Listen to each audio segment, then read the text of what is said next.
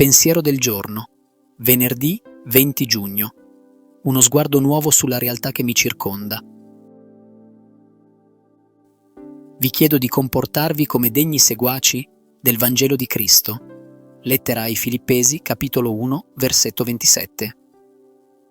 Paolo invita i credenti a vivere il loro impegno civile con fedeltà e coerenza evangelica.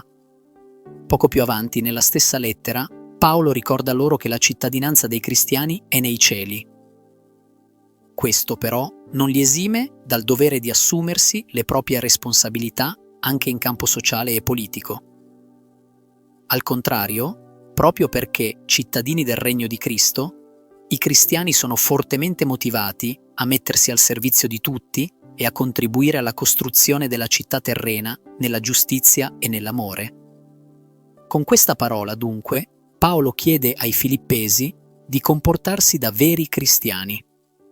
A volte si pensa che il Vangelo non risolva i problemi umani e che porti il regno di Dio solo in senso religioso. Ma non è così.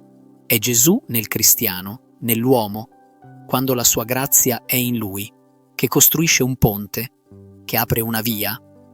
Ecco perché, come un altro Cristo, ogni uomo e ogni donna possono dare il loro contributo in tutti i campi dell'attività umana, nella scienza, nell'arte, nella politica. Ma come possiamo essere un altro Cristo affinché la nostra azione abbia un impatto efficace sulla società? Vivendo secondo le parole del Vangelo.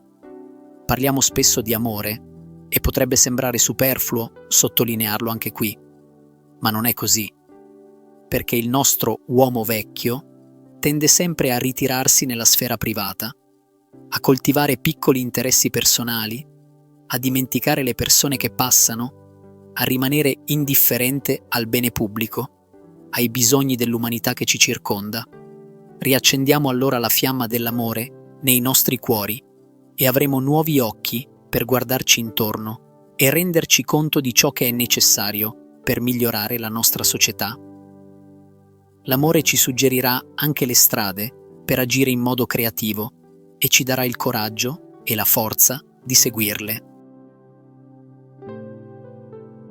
Chiara Lubick, estratti dal commento alla Parola di Vita, settembre 2005.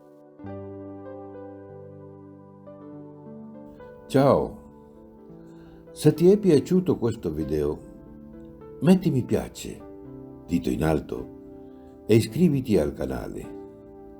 È libero, gratuito e senza alcun impegno. Parola di vita, giugno 2025. Voi stessi date loro da mangiare. Vangelo di Luca, capitolo 9, versetto 13.